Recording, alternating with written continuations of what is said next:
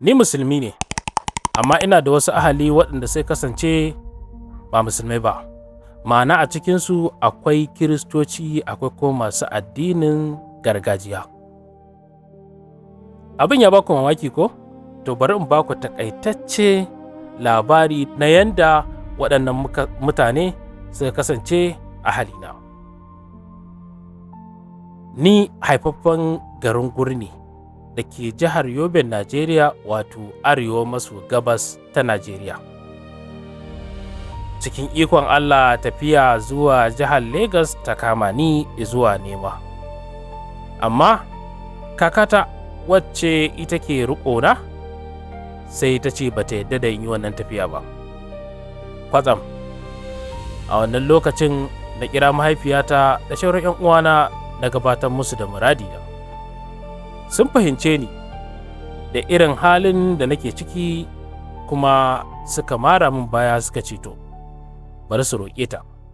Sun roƙe ta amince da wannan tafiya. Cikin ikon Allah abin da ta fara gaya min bayan ta amince sai ta ce, ya kai Isa, za ka yi tafiya izuwa ga al'ummar da baka san kalarsu ba, za ka yi tafiya izuwa ga mutane mabambanta addinai kala-kala.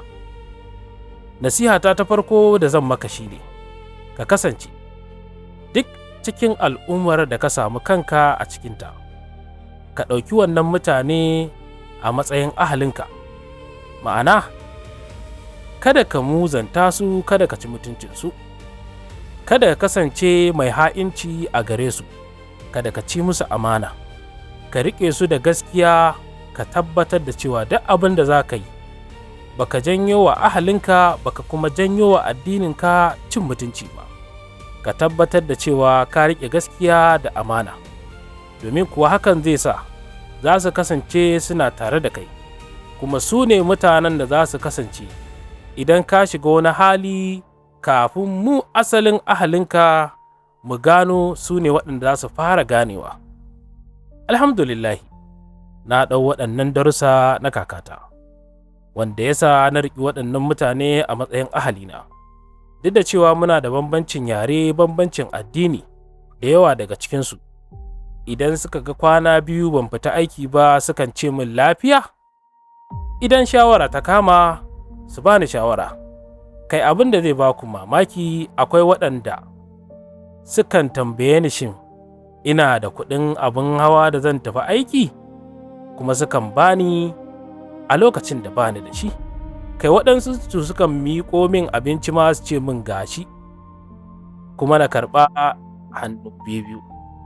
Mukan yi rayuwa ba tare da cin mutuncin juna ba. Idan maganar addini ta tashi sukan tambaye ni na ba su ansa daidai da abin da Allah subhanahu wata'ala ya sanar da ni. So, abin da nake son saƙon da zan isarwa ga dukkanin wani ɗan adam da ya tsinci kanshi a wata rayuwa ko wani ɓangare daban, to ya tabbatar da cewa ya riƙe gaskiya da amana, ya kuma tabbatar da bai janyo abin da zai zama cin mutunci ga addinin shi ko ahalinsa ba. Allah Ubangiji ya datar da mu. Ina yi kowa da kowa fatan alkhairi, sannan ina so ku yi wa kakata da shauran 'yan uwa musulmi da mahaifina addu'a. Kakata tana raye, ku yi mata addu'ar Allah ya ƙara mata lafiya da nisan kwana. Mahaifina kuma Allah ya ji kansa da shauran 'yan uwa musulmi, domin shawararta da ta bani ta yi tasiri sosai. Kasancewar yanzu gashi dalilinta ina zaune lafiya da waɗannan ahali da nake kusa da su, domin su suke fara sanin duk abin da ke tafiya a kusa da ni ko a gare ni kafin ahalina na asali su sani. Ina yi kowa da kowa fatan alkhairi.